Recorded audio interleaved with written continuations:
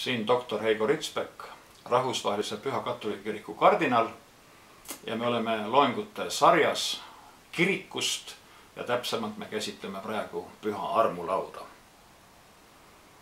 Üks oluline tekst on, mis on ka armulauaga seotud, on esimese Korintuse kirja 11. peatükis. Püha apostel Paulus kirjutab alates 27. salmist.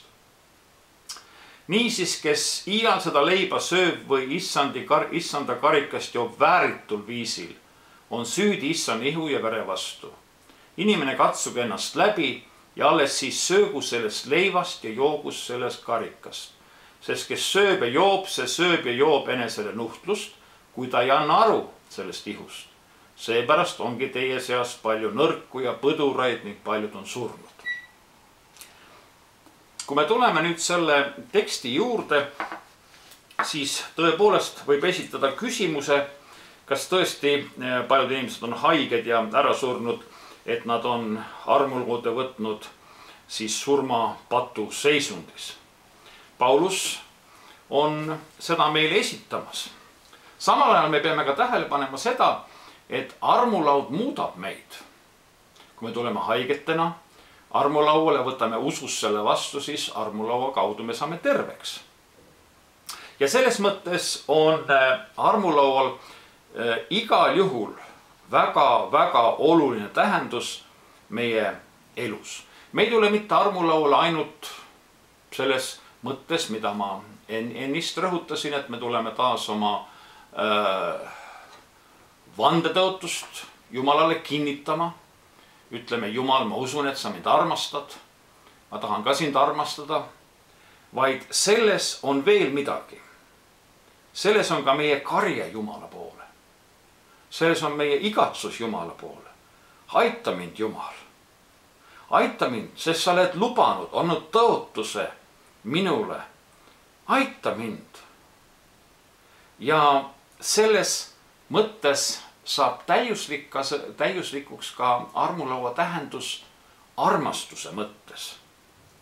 Kristus jätkuvalt annab ennast meile. Kristus jätkuvalt armastab meid. Kristus on alati meiega ja sellepärast ka see uue lepingu paasa söömaaeg läheb ikka edasi ja edasi, kus siis Kristuse representatsiooni kaudu ja selle Golgata ohvri kaudu me saame kõigest sellest osa. Loomulikult me ei pea Jeesust uuesti hukkama, ta ei pea kannatama ega veritsema, teda ei pea enam alandatama Golgata ristil. Ta ükskord ja kõikidest aegadest on surnud kõikide ees ja praegu tema surma ja ülestõusmise kaudu on meil lähedus talle. Kristus on taevas ja taevas, paneme jälle tähele, ta on kui tall ja tallena, kes on kui tapetud, kes oli kui tapetud, juhatab ta Jumala teenistust.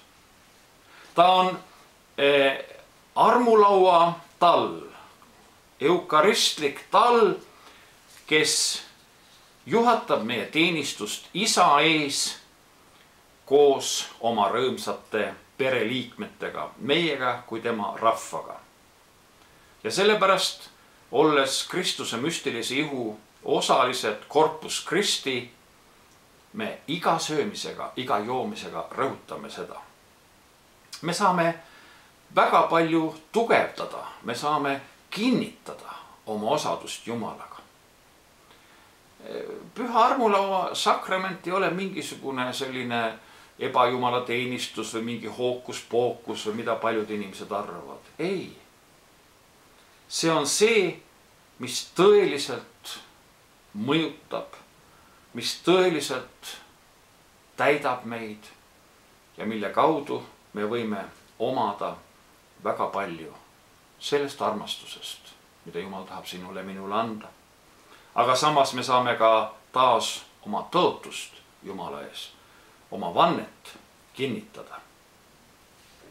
Kui keegi ütleks, et et noh, ma niikuinii kuulun Jumalale, ma võin ka kuskil kodus või kuskil muus olukorras olla Jumalaga osaduses loomulikult. Aga kõige ülimalt oled sa Jumalaga osaduses altari sakramendi kaudu. Ja sellepärast kunagi tulevikus ka ükskõik millised need teleteenistused või muud tehnoloogilised võimalused või kõik see, mis on meie digimaailmas, me kunagi ei saa loobuda sellest olulisest, tavalisest osadusest, kus me tuleme Kristuse juurde, meie lunastaja juurde ja saame temast osa. Varakirikus ka kristlasi süüdistati kannibalismis, inimsöömises. See ei ole loomulikult kannibalism, millest me räägime siia, sest Jeesus on elav oma auhiilguses, oma väes. Ja armulaud on meie vanne, meie tõotus ja igatsus Jumala abi järele. Aga samal ajal me peame ka austama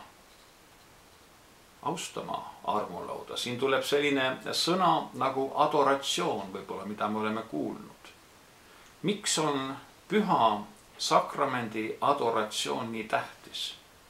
Sest tegelikult selle adoratsiooni kaudu me ülistame, austame, adoreerime, kui niimoodi võiks öelda, Kristust. See on kõige ülimuslik, ülistuslik asi, mida me siin ilmas saame üldse teha. Paneme tähele, kui me armulao liturgias jõuame nende kohtadeni seadmissõnades, kus preester või piiskop võtab leiva ja toimub elevatsioon, ta tõstab selle leiva kõrgemale, siis kõikide kohalolijate pilgud on sellel tükil leivast. Miks? Miks seda on vaja teha? Aga sellepärast, et see on adoratsiooni võimalus. Loomulikult me ei arva puht mehaaniliselt, et selles leivatükis on Kristus. Aga selle kaudu me ülistame Kristust.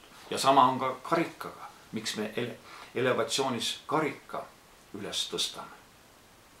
Ja kui me tuleme läbi kiriku ajaloo, siis me võime mainida nimesid Aleksandria Kürillos, Püha Augustinus, Paavst Paulus VI, Püha Johannes Vianney, Johannes Paulus II paavst, kes kõik on rõhutanud seda, kui oluline on meil Kristuse ihu ja vere adoratsioon.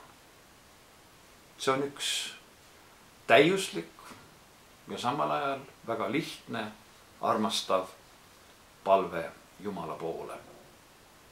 Ja ma arvan, et see on ka selles osas väga olulise tähendusega, et tõepoolest meie Jumala teenistus omaks selle tähenduse, mis on sellele antud, mida nägi Püha Johannes oma ilmutuses taevasest Jumala teenistuses.